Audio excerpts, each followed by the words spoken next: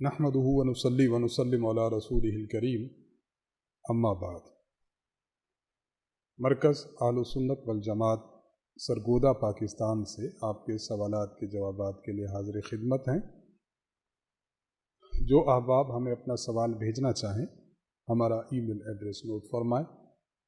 markaz.edu87@gmail.com markaz.edu87@gmail.com।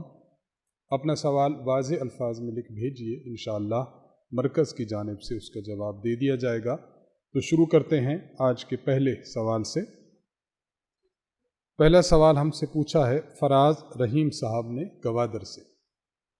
अस्सलाम वालेकुम वरहमतुल्लाहि वबरकातुहू। वालेकुम अस्सलाम वरहमतुल्लाहि वबरकातुहू। मेरा सवाल ये है कि अगर सहरी का वक्त गुज़र गया और एक शख्स खाता पीता रहा, बाद में उसे पता चला कि सहरी का वक्त गुज़र गया है, तो उसका रोज़ा शुमार हो जाएगा या नहीं? अगर नहीं हुआ तो कफ़ारा अदा करना होगा या क़ज़ा करना होगा? इस बारे में क्या हुक्म है? अगर एक शख्स को इल्म भी नहीं हुआ, सहरी का वक्त गुज़र गया और ये शख्स खाता पीता रहा, तो इस शख्स का रोज़ा नहीं हुआ। रमज़ान गुज़रने के बाद जब ईद आएगी तो ईद के बाद ये शख्स फिर इस एक रोज़ा की क़ज़ा कर ले। वाज़ेह रहे कि इस सूरत में इस शख्स पर कफ़ारा नहीं है, बल्कि सिर्फ़ और सिर्फ क़ज़ा है। मोहम्मद उवैस साहब ने इंडिया से सवाल पूछा है। अस्सलाम वालेकुम वरहमतुल्लाहि वबरकातुहू। वालेकुम अस्सलाम वरहमतुल्लाहि वबरकातुहू। नमाज तरावी में हाफिज़ साहब अगर आयत सजदा पर सजदा तिलावत न करे तो क्या सामे लुकमा दे सकता है? नीज़ लुकमा देने का तरीका क्या होगा? जी हाँ, अगर हाफिज़ साहब आयत सजदा पर सजदा नहीं कर रहे तो सामे लुकमा दे सकता है, और लुकमा देने का तरीक़ाकार ये इख्तियार किया जा सकता है कि अल्लाह अकबर कह दिया जाए। इससे इंशाअल्लाहुल अज़ीज़ जो हाफिज़ साहब हैं उनको इल्म हो जाएगा और वो सजदा में चले जाएंगे। उमर दराज साहब बनू से सवाल करते हैं। मुफ्ती साहब अस्सलाम वालेकुम। वालेकुम अस्सलाम वरहमतुल्लाहि वबरकातुहू। रोज़े की हालत में अपने बच्चों को बोसा देने से रोज़ा फासिद होता है या नहीं? देखिए, अपने बच्चों को बोसा देने से रोज़ा फासिद नहीं होता, ये बिल्कुल जायज़ है और दुरुस्त है। इस बारे में बिल्कुल फ़िक्रमंद ना हो। मोहम्मद अकरम रशीदी साहब बिहार इंडिया से सवाल करते हैं। हज़रत, अगर कोई शख्स मस्जिद में उस वक्त पहुंचा जबकि इशा की जमात ख़त्म हो चुकी थी और तरावी की नमाज शुरू होने वाली ही थी, तो ये शख्स इशा के 4 रकत फ़र्ज़ पढ़ने के बाद 2 रकत सुन्नत मुअक्कदा पढ़कर तरावी में शरीक होगा या सिर्फ़ फ़र्ज़ पढ़ने के बाद ही तरावी में शरीक हो जाएगा? इसके मुतालिक वज़ाहत फरमा दें। अफजल और बेहतर तो यही है कि ये आने वाला शख्स पहले अपने फ़र्ज़ पढ़े, फ़र्ज़ पढ़ने के बाद 2 रकत सुन्नत मुअक्कदा पढ़े और उसके बाद तरावी में शामिल हो जाए।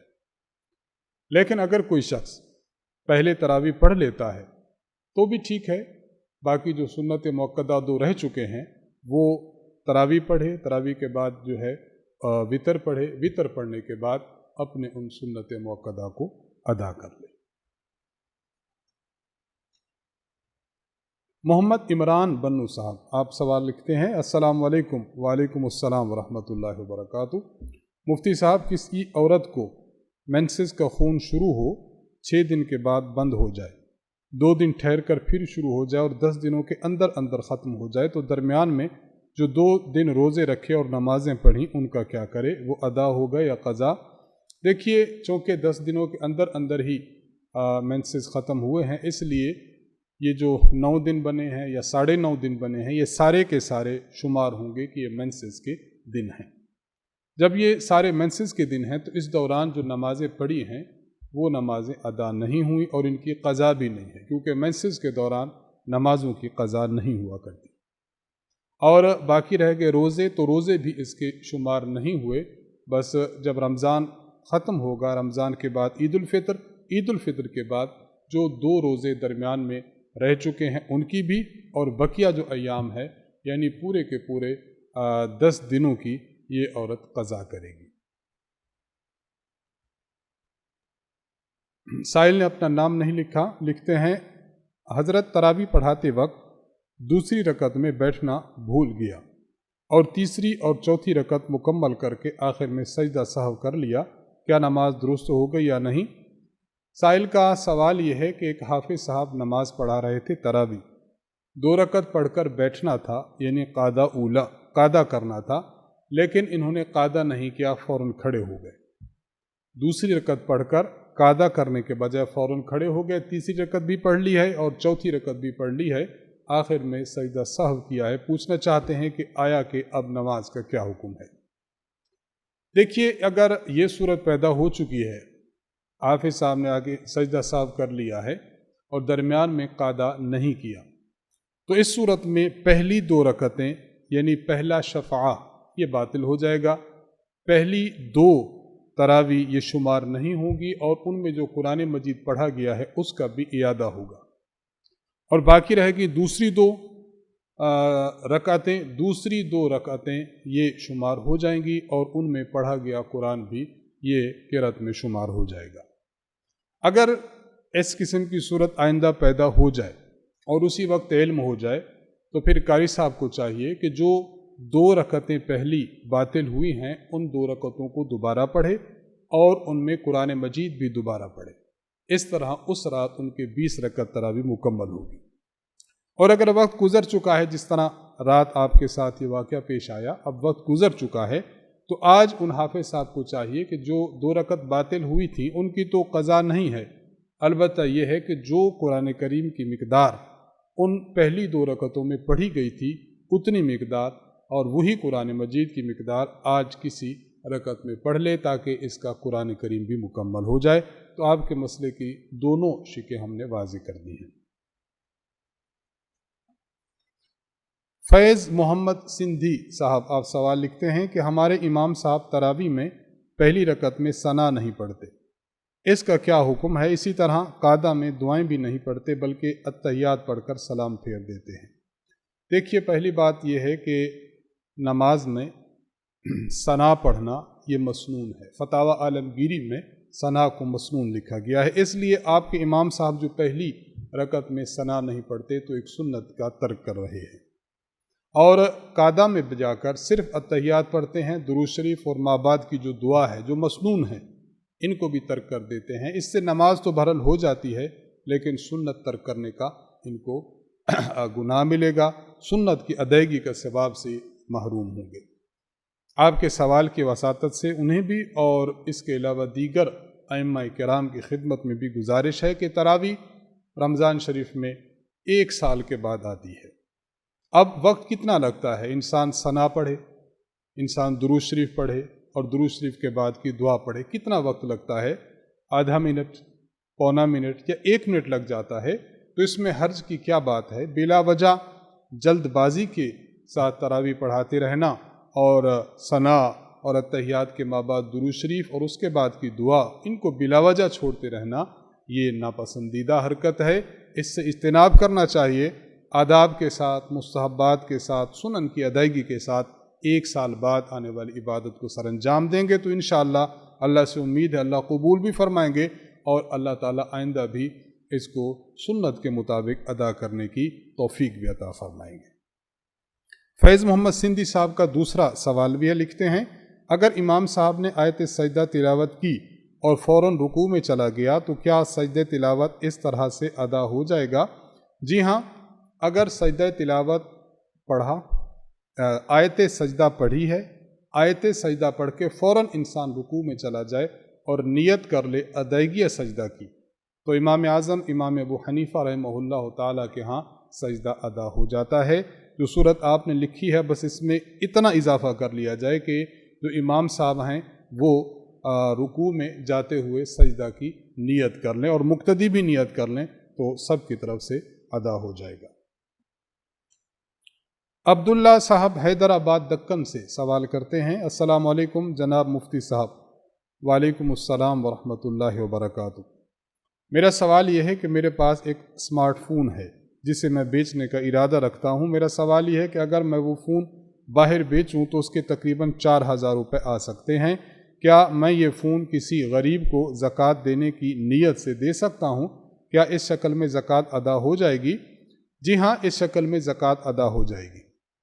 آپ کے سوال کی وساطت سے مزید ہم ایک بات عرض کرتے ہیں، نظر کا معاملہ ہو، کفارے کا معاملہ ہو، صدقۃ الفطر کا معاملہ ہے یا زکوٰۃ کا معاملہ ہے، عشر کا معاملہ ہے، اس میں اگر آپ کوئی جنس دینا چاہیں آپ جنس دے سکتے ہیں، آپ رقم دینا چاہیں آپ رقم دے سکتے ہیں، کوئی سامان دینا چاہیں آپ سامان دے سکتے ہیں۔ تو یہ جو انسان پر چیزیں لاگو ہیں، مثلا عشر ہے تو عشر میں آپ گندم دے دیں تب بھی بہتر ہے، گندم کے بجائے قیمت دے دیں تب بھی بہتر ہے۔ زکوٰۃ میں آپ سمارٹ فون، اس کی مارکیٹ ویلیو آپ لگوا لیں، جتنے کا ہے اتنے مقدار میں آپ کسی غریب کو دے سکتے ہیں، آپ راشن خرید کر دے سکتے ہیں، آپ نقدی روپوں میں دے سکتے ہیں۔ تو ان چیزوں میں یہ لازم نہیں ہے کہ خاص نقدی ہی دی جائے، بلکہ نقدی دینا بھی جائز ہے، سامان دینا بھی جائز ہے، راشن دینا بھی جائز ہے، کوئی اور چیز جو قیمت والی ہو وہ خرید کر دینا وہ بھی جائز اور درست ہے، اس سے آپ کی زکوٰۃ ادا ہو جائے گی۔ محمد معاذ صاحب نے یو پی انڈیا سے سوال پوچھا ہے، لکھتے ہیں السلام علیکم ورحمۃ اللہ وبرکاتہ۔ وعلیکم السلام ورحمۃ اللہ وبرکاتہ۔ امید ہے کہ آپ حضرت والا بخیر وعافیت ہوں گے۔ الحمدللہ، اللہ تعالیٰ کا احسان ہے۔ حضرت سوال یہ ہے کہ تراویح کی نماز میں سجدہ سہو واجب ہو گیا اور کم علمی کی وجہ سے سجدہ سہو نہ کیا گیا، تو کیا اب نماز کا اعادہ ضروری ہوگا؟ اگر اعادہ ضروری ہے تو کیا ان 2 رکعتوں میں پڑھا گیا قرآن بھی لوٹایا جائے گا؟ اگر اسی وقت آپ کو علم ہو چکا ہے کہ سجدہ سہو لازم تھا کسی واجب کے ترک کی وجہ سے یا کسی فرض کو مقدم یا مؤخر کرنے کی وجہ سے یا فرض میں تکرار کی وجہ سے، تو پھر آپ نے سجدہ سہو کرنا تھا لیکن سجدہ سہو نہیں کر سکے، تو وقت کے اندر اگر معلوم ہو گیا تو آپ تراویح دوبارہ پڑھیں، یعنی جو 2 رکعت ہے دوبارہ پڑھیں، البتہ اس میں جو قرآن کریم پڑھا گیا ہے قرآن کریم کو دوبارہ پڑھنے کی حاجت نہیں ہے، اور اگر وقت گزر چکا ہے تو بس وہ قبول ہو گئی، اور اس میں جو پڑھا گیا قرآن ہے وہ بھی آپ نے دوبارہ اعادہ اس کا نہیں کرنا۔ ایک بات واضح سمجھنی چاہیے کہ قرآن کریم کا اعادہ تراویح میں اس صورت میں ہوتا ہے کہ جب تراویح بالکل باطل ہو جائے۔ جب تراویح باطل نہیں ہوئی، محض اس میں ایک واجب چھوٹا ہے جس کی وجہ سے سجدہ سہو لازم آیا ہے، تو اس وجہ سے تراویح ہو گئی ہے، البتہ اعادہ اس کا وقت کے اندر کرنا جو واجب ہوتا ہے اس میں قرآن کریم کی تلاوت کو دوبارہ نہیں پڑھا جاتا، اس لیے وقت ہو تو اس کا اعادہ کر لیا جائے، صرف 2 رکعتوں کا، قرآن کریم کا اعادہ نہ کیا جائے، اور اگر وقت گزر چکا ہو تو پھر ان 2 رکعتوں کا بھی اعادہ نہ کیا جائے۔ محمد نسیم قمر صاحب سیتا پور یو پی انڈیا سے آپ سوال پوچھتے ہیں السلام علیکم ورحمۃ اللہ وبرکاتہ۔ وعلیکم السلام ورحمۃ اللہ وبرکاتہ۔ ایک شخص عشاء کے وقت مسجد میں آیا، جب آیا تو اس وقت عشاء کی نماز ہو چکی تھی، اس کے بعد تراویح پڑھ رہے تھے۔ معلوم یہ کرنا ہے کہ اب یہ شخص تراویح میں شامل ہو جائے یا پھر عشاء کے فرض و سنت ادا کر کے پھر تراویح میں شریک ہو، جواب دے کر ممنون و مشکور ہوں۔ دیکھیے، تراویح کی تعریف یہی ہے کہ تراویح اس نماز کو کہا جاتا ہے جو رمضان شریف کی راتوں میں عشاء کی نماز کے بعد، عشاء کے فرائض کے بعد پڑھی جاتی ہے۔ اگر کوئی شخص ایسے وقت میں آیا، فرض ہو چکے ہیں اور تراویح لوگ شروع کر رہے ہیں، تو اس کو چاہیے کہ پہلے اپنے فرض پڑھ لے، پہلے فرض پڑھے، اس کے بعد 2 رکعت سنت موقدہ کرے اور اس کے بعد پھر تراویح میں شامل ہو جائے۔ اگر کوئی شخص ایسے وقت میں آیا اور آ کر ڈائریکٹ وہ تراویح میں شامل ہو گیا اور بعد میں اس نے فرض پڑھے ہیں، تو یہ اس کی تراویح شمار نہیں ہوگی، فرض کی ادائیگی کے بعد پھر دوبارہ تراویح پڑھنی ہوگی۔ اس لیے آپ نے جو صورتحال لکھی ہے، ایسی صورتحال میں آنے والے شخص کے لیے بس حکم یہی ہے، اپنے فرض پڑھے، سنت موقدہ پڑھے اور اس کے بعد تراویح میں شامل ہو جائے۔ جتنی تراویح اس نے پڑھ لی، مثلا فرض اور سنت موقدہ پڑھنے کے دوران 6 رکعت تراویح گزر چکی تھی، تو باقی ماندہ 14 رکعتیں تو امام صاحب کے ساتھ پڑھ لے، اس کے بعد امام صاحب وتر پڑھائیں گے تو وتر بھی امام صاحب کے ساتھ پڑھ لے، اور اس کے بعد پھر اس شخص کو چاہیے کہ یہ شخص جو 6 رکعتیں اس سے چھوٹ چکی تھی تراویح کی ان کو پڑھ لے، تو اس طرح انشاءاللہ اس کی 20 رکعت مکمل ہو جائے گی۔ محمد نسیم اختر صاحب دربھنگا بہار انڈیا سے آپ سوال کرتے ہیں، السلام علیکم ورحمۃ اللہ وبرکاتہ۔ وعلیکم السلام ورحمۃ اللہ وبرکاتہ۔ مفتی صاحب، میرا سوال یہ ہے کہ میں ایک حلقے کا دینی طور پر ایک ذمہ دار ہوں۔ مکان کی بنیاد رکھنے میں مجھے بلایا جاتا ہے، اس کی شرعی صورت اور طریقہ کار کیا ہونا چاہیے؟ جواب سے نوازیں، کرم ہوگا۔ دیکھیے، اس بارے میں کوئی مسنون عمل تو منقول نہیں ہے، البتہ یہ ہے کہ بزرگان دین جب جہاں جاتے ہیں تو وہاں جب آپ تشریف لے جائیں تو وہاں دعا کر لیں، وہاں خیر کی دعا کر لیں، اس مکان کے اندر برکت کی دعا کر لیں، اور اس مکان کو اللہ تعالیٰ شرور سے، فتن سے، فسادات سے محفوظ رکھے، اس کی دعا کر لیں۔ اس موقع پر اگر سورۃ البقرہ کو پڑھ لیا جائے تب بھی بہت اچھا اور عمدہ ہے۔ تو ان چیزوں کا انسان سر انجام دے، لیکن ان کو واجب اور ضروری نہ سمجھے تو بالکل درست ہے۔ کسی بھی علاقے میں اگر کسی دینی شخصیت کو بلایا جاتا ہے تو پھر بلانے والوں کے لیے بھی ایک نعمت عظمیٰ ہے، اور جو شخصیت جاتی ہے وہ بھی خیر سگالی کے وہاں پر دعا کر دیا کرے تو بہت ہی عمدہ اور اچھا ہے۔ حافظ محمد اسلام صاحب آپ چشتیاں سے سوال کرتے ہیں، مفتی صاحب اگر روزے کی حالت میں انسان پر غسل فرض ہو جائے تو وہ غسل کیسے کرے؟ تفصیل سے آگاہ فرمائیں۔ روزے کی حالت میں غسل کرتے ہوئے یہ جو فرض غسل ہوا ہے، اس میں غرارہ بھی نہیں کرنا اور اس میں ناک کی نرم ہڈی سے اوپر پانی بھی نہیں چڑھانا، بس اپنا ہاتھ بھگو لیں، بھگو کر ناک میں اچھی طرح لگا لیں، اسی طرح اچھی طرح منہ میں کلی کر لیں، غرارہ مت کریں کیونکہ غرارہ کرنے سے پانی آپ کے حلق میں اترنے کا خطرہ ہے۔ بس آپ اپنے ناک کے اندرونی حصے کو بھی اچھی طرح دھو لیں اور کلی بھی اچھی طرح کر لیں اور اپنے جسم پر اچھی طرح پانی بہا دیں تو انشاءاللہ آپ کا فرض غسل ادا ہو جائے گا۔ اگلا سوال ہم سے پوچھا ہے ایاز الرحمن صاحب نے دوحہ قطر سے۔ آپ سوال پوچھتے ہیں، السلام علیکم ورحمۃ اللہ جناب مفتی صاحب۔ وعلیکم السلام ورحمۃ اللہ وبرکاتہ۔ ایک مسئلہ ہے کہ مسافر لوگ اپنا اور اپنے ماتحت لوگوں کا صدقۃ الفطر کیسے ادا کریں؟ تفصیل سے جواب دے کر مشکور فرمائیں۔ ان کے پوچھنے کا مقصد یہ ہے کہ ایک بندہ مثلا جس طرح یہ رہتے ہیں قطر میں، اصل ہیں پاکستان کے اور رہتے قطر میں ہیں، تو وہاں سے اگر صدقۃ الفطر اپنا بھی اور اپنے ماتحت کا، ماتحت سے مراد نابالغ بچے ہیں، جہاں تک بالغ بچوں کا معاملہ ہے تو بالغ بچوں کا صدقۃ الفطر والد صاحب پر واجب نہیں، بیوی ہے اس کا صدقۃ الفطر والد صاحب اور خاوند پر واجب نہیں، اس طرح والدین ہوں تو والدین کا صدقۃ الفطر بھی انسان پر واجب نہیں۔ تو ان کے سوال میں اپنے اور ماتحت سے مراد اپنا صدقۃ الفطر اور ماتحت سے مراد اس کے نابالغ بچوں کا صدقۃ الفطر ہے۔ تو بیرون ملک رہنے والا شخص صدقۃ الفطر کس اعتبار سے ادا کرے؟ وہاں کے اعتبار سے ادا کرے یا خود پاکستان کے اعتبار سے ادا کرے اگر پاکستان میں رہتا ہے؟ اس حوالے سے عرض یہ ہے کہ استاذ محترم حضرت متکلم اسلام مولانا محمد الیاس گھمن صاحب دامت برکاتہم العالیہ سے سابقہ سال میں ایک سوال پوچھا گیا تھا جو اسی نوعیت کا تھا، اور استاذ محترم نے 4 شقوں میں اس کا مفصل جواب عنایت فرمایا تھا۔ میں وہ فتویٰ آج بھی لایا ہوں، میں آپ کے سامنے منون پڑھ دیتا ہوں۔ اس میں انشاءاللہ آپ کا اور آپ کی وساطت سے دیگر جو ہمارے دوست احباب بیرون ملک میں ہیں اور پاکستان میں اپنا صدقۃ الفطر بھجوانا چاہتے ہیں تو وہ معلوم کر لیں گے کہ ان کو صدقۃ الفطر کس اعتبار سے ادا کرنا ہے۔ استاذ محترم نے جواب لکھا، یہ اصل میں سوال تھا سعودی عرب کے ایک ساتھی کا، وہ اپنا صدقۃ الفطر پاکستان بھجوانا چاہتے تھے، تو استاذ محترم نے جو جواب دیا ہے میں وہ آپ کی خدمت میں پڑھ رہا ہوں۔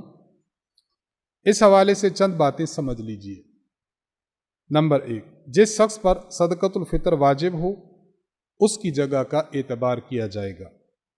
آپ چونکہ سعودی عرب میں مقیم ہیں اس لیے سعودی عرب کے نرخ کے مطابق صدقۃ الفطر ادا کریں، چاہے یہ رقم سعودی عرب میں ہی ادا کریں یا پاکستان میں بھجوائیں۔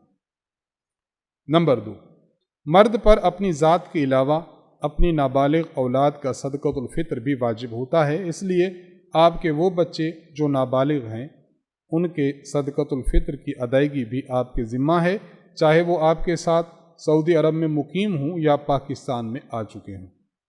ان کے صدقۃ الفطر کی ادائیگی بھی آپ سعودی عرب کے نرخ کے مطابق ہی پاکستان میں بھجوائیں گے۔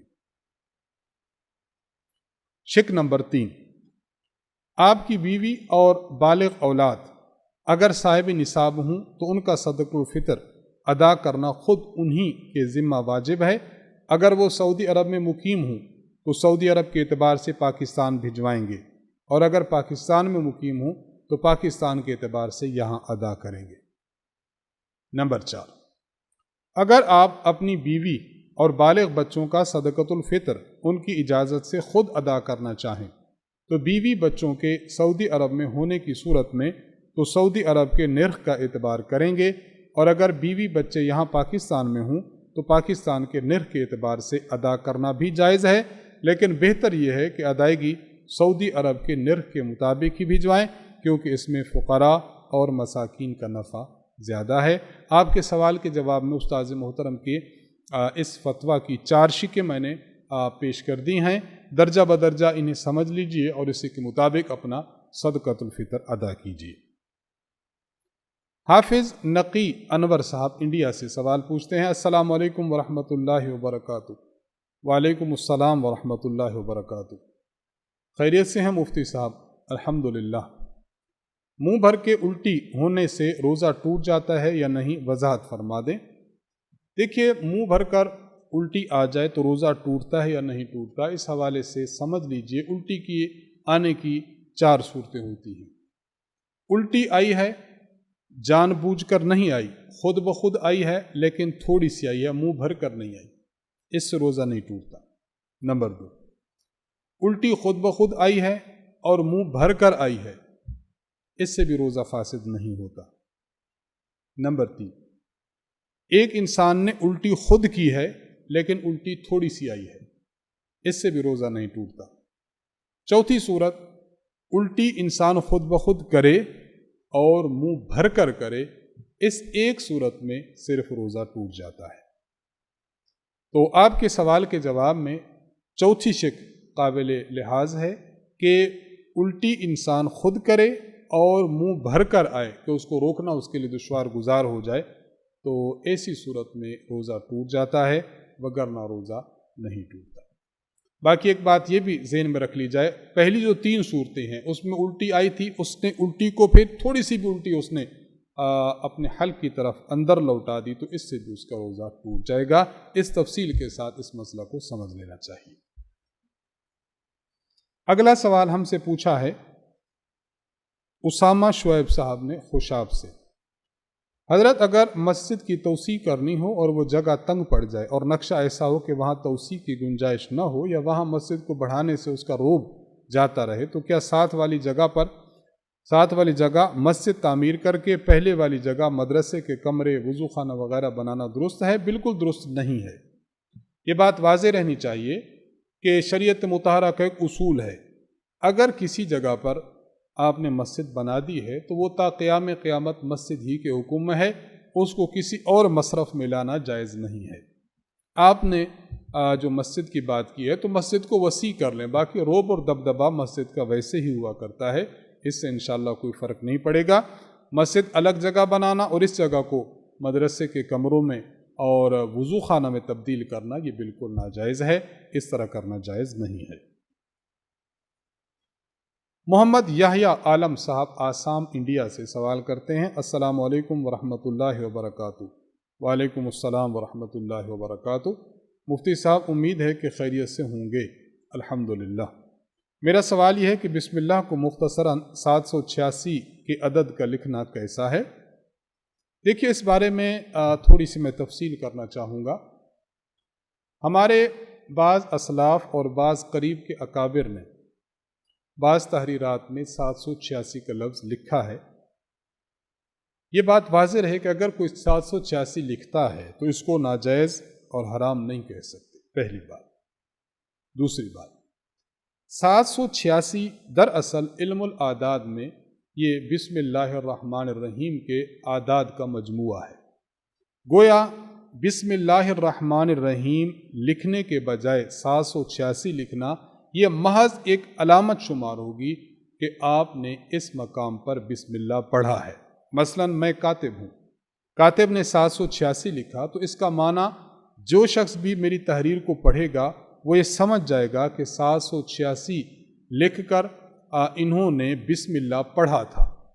और जो शख्स 786 देखेगा तो देख कर वो भी बिस्मिल्लाहिर्रहमानिर्रहीम पढ़ ले। तो 786 ये बिस्मिल्लाह भी नहीं है और न ही इसको लिखने से बिस्मिल्लाह लिखना शुमार होगा और न ही 786 अदद पढ़ने से बिस्मिल्लाह पढ़ने का सवाब मिलेगा, कुछ भी नहीं होगा। इसको महज एक अलामत ही समझना चाहिए। अगर कोई लिखता है तो एक अलामत है, बेहतर यही है कि पूरी बिस्मिल्लाहिर्रहमानिर्रहीम लिखी जाए ताकि बिस्मिल्लाह लिखने का भी सवाब हो, उसको पढ़ने का भी सवाब हो। लेकिन अगर कोई लिख लेता है तो इसका माना सिर्फ यही होगा कि वो बिस्मिल्लाह इस मकाम पर पढ़ रहा था और आपने भी देखा है तो आप भी इस मकाम पर पढ़ लें। इसके अलावा इसकी और कोई हैसियत नहीं है कि आप 786 को बिस्मिल्लाह के कायम मकाम करार दें, ऐसा भी नहीं। और न ही 786 लिखने से बिस्मिल्लाह लिखने और पढ़ने का सवाब मिलता है। तो इन 2-3 शिकों के साथ आपके मसले का जवाब मुकम्मल हुआ। मोहम्मद अब्दुल्ला साहब सवाल लिखते हैं कि मोहतरम अस्सलाम वालेकुम। वालेकुम अस्सलाम वरहमतुल्लाहि वबरकातुहू। अर्ज़ है कि मौजूदा हालात में असातिज़ा स्कूल जाते हैं, बच्चे भी सरकारी एहतियाती तदाबीर के तहत आते हैं।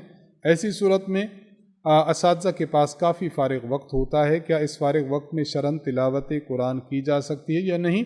देखिए, अगर स्कूल की तरफ से, इदारे की तरफ से आपको और कोई काम नहीं है, बस यही ड्यूटी है कि आपने बैठना है, एक क्लास को पढ़ा कर आपके पास वक्त फ़ारिग है, तो इसमें आप कुरान करीम की तिलावत कर सकते हैं, इसमें कोई हर्ज की बात नहीं है। आखिरी सवाल पूछा है हमसे मोहम्मद इरफान साहब ने पेशावर से। अस्सलामु अलैकुम वरहमतुल्लाहि वबरकातुहू। वालेकुम अस्सलाम वरहमतुल्लाहि वबरकातुहू।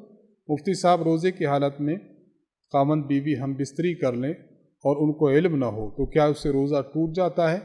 अगर टूट जाता है तो क्या हुक्म है? बिल्कुल रोज़ा टूट जाता है और उन दोनों पर कफ़ारा के 60 रोज़े वाजिब होते हैं। रमज़ान गुजरने के बाद ये अफराद 60 रोज़े रखेंगे और ये रोज़े मुसलसल रखने हैं। दरमियान में अगर एक रोज़ा भी छूट जाता है तो दोबारा उनको रोज़े रखने पड़ेंगे। अलबत्ता ख़ातून के लिए अगर उसको मेंसेस के अयाम दरमियान में आ जाएं तो उसकी वजह से रोज़ों का तसलसल नहीं टूटेगा। बाकी इसके अलावा कोई और बीमारी है, कोई सफ़र है या कोई और वजह है, वो दरमियान में हाइल हो गई है, तो फिर इससे रोज़े असर नौ रखने पड़ेंगे। इन्हीं सवालात के जवाबात के साथ आज की हमारी नशिस्त का इख्तिताम होता है।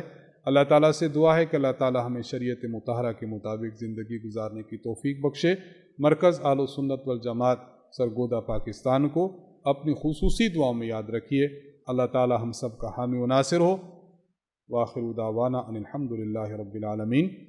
अस्सलामु अलैकुम व रहमतुल्लाहि व बरकातुहू।